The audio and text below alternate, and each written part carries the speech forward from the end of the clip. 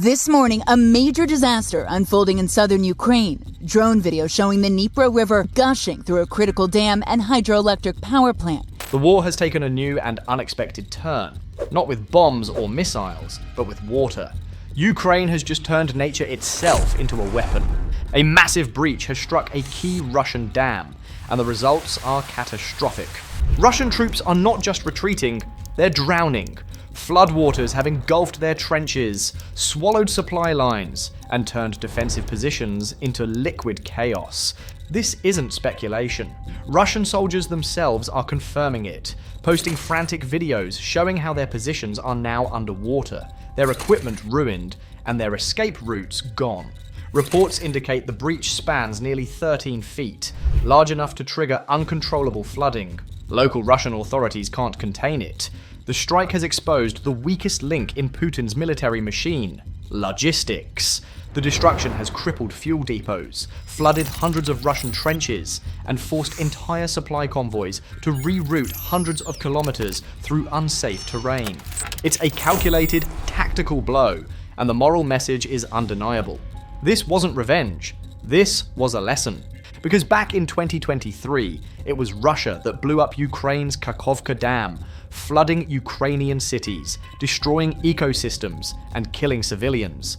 That was an act of eco-terrorism. Today, Ukraine has answered with precision. The message to Putin is clear. The flood he started is now drowning his own army.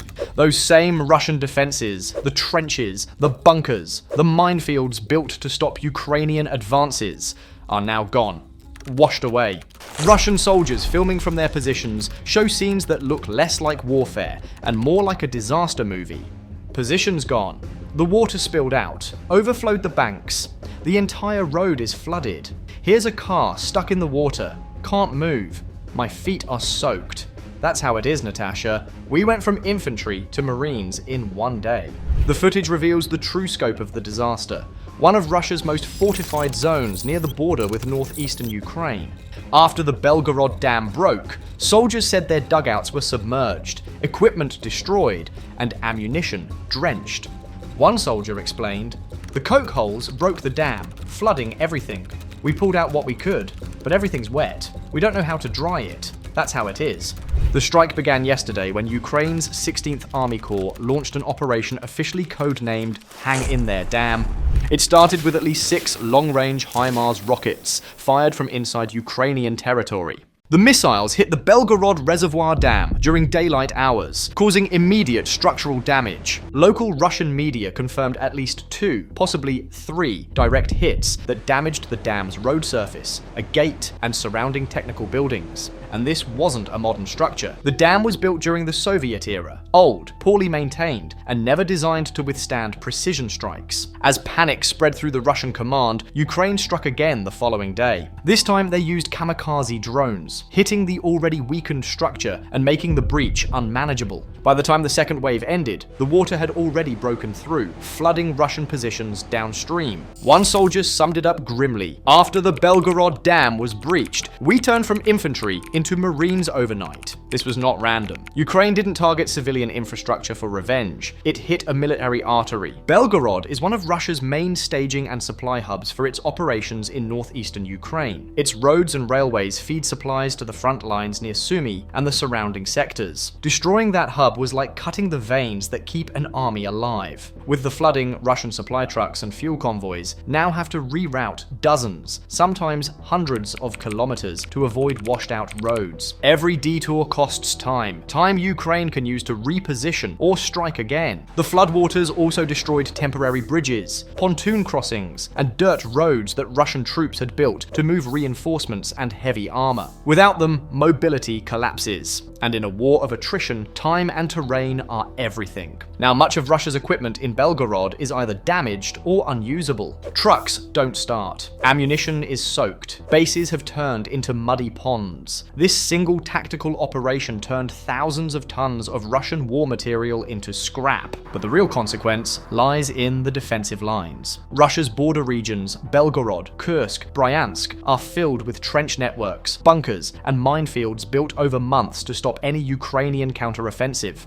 Those defenses depended on stable ground. Now, that ground is mud, flooded, unstable. Entire trench lines have collapsed into sinkholes. Bunkers are submerged. Minefields have shifted, making them unpredictable and dangerous even to Russian troops themselves. This means Russia's defensive shield in the north has been compromised, not by firepower, but by physics. For Ukraine, this offers an opportunity. Analysts say this flood could be the setup for another counteroffensive, similar to the one in Kursk earlier this year. However, nature plays no favorites. The same muddy terrain that traps Russians can also slow Ukrainian advances. So while this isn't an open door, it's a massive crack in Russia's wall, and that alone changes the battlefield equation. Meanwhile, Russian troops trapped on the wrong side of the river are now completely cut off from resupply. Their communications are down, their vehicles are stranded, and their food and ammunition are running out. Ukrainian commanders say they're not even engaging these units, just waiting for them to surrender. And that's a strategic advantage of another kind. Every captured soldier strengthens Ukraine's prisoner exchange leverage. Every surrender weakens Russian morale. For the first time in months, even Russian officials couldn't ignore it. The governor of Belgorod publicly admitted that a Ukrainian strike had damaged the dam, warning citizens that the situation could worsen. That kind of honesty is rare in Russia. Normally, Kremlin officials deny Ukrainian successes,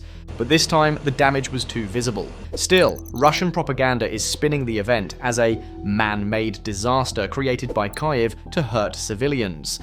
But the truth is plain. Ukraine targeted a military asset used for Russian logistics, not a civilian water source. This wasn't an attack on homes. It was an attack on a supply chain. And when critics accuse Ukraine of crossing a moral line, they ignore the fact that Russia crossed it first. To understand why Ukraine struck this dam, you have to rewind to June 2023, when Russia blew up the Kakhovka Dam in southern Ukraine. That explosion flooded hundreds of square kilometers, wiped out entire villages, and killed dozens of civilians. The area was under Russian control at the time, and satellite data later confirmed that the blast came from inside the dam, meaning Russian forces had placed charges within it. Putin's goal then was to slow a fast-moving Ukrainian counteroffensive.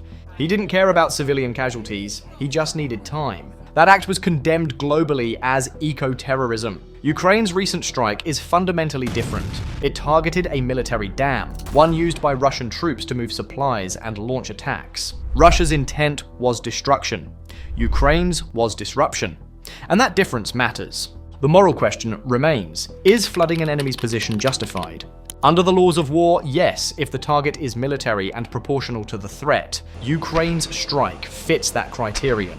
Russia did not. More importantly, this operation carries symbolism. Putin began this war claiming to protect Russian speakers in Ukraine. Yet just last week, a Russian missile hit a kindergarten filled with Russian-speaking children. So who's protecting whom?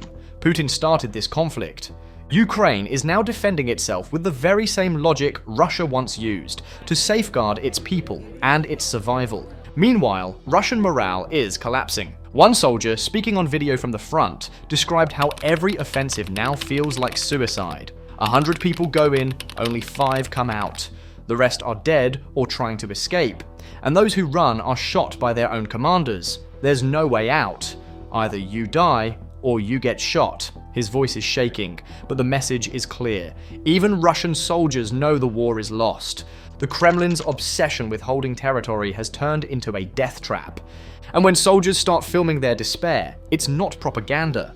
It's a confession. The Belgorod flooding does more than cripple Russian logistics. It reshapes the psychology of the war. For months, Moscow believed it could bomb Ukrainian cities and stay untouchable behind its borders. Now, that illusion is gone. War has come home to Russia. The same pain inflicted on Ukraine's power grids, hospitals, and neighborhoods is now striking Russian soil. And once the floodwaters recede, Ukraine's next move could redefine the entire northern front. Because rebuilding flooded defenses takes months, Russia doesn't have. This operation isn't just about territory or tactics, it's about turning the tables, showing that Putin's empire can crumble not just from sanctions or missiles, but from its own arrogance. In 2023, Russia flooded Ukraine to slow its army. In 2025, Ukraine flooded Russia to drown its invasion. History has a cruel sense of balance. For now, Ukrainian forces are holding their ground, watching as the flood does the fighting for them. And somewhere in the Kremlin, Putin is learning the hardest lesson of this war: the tides always turn.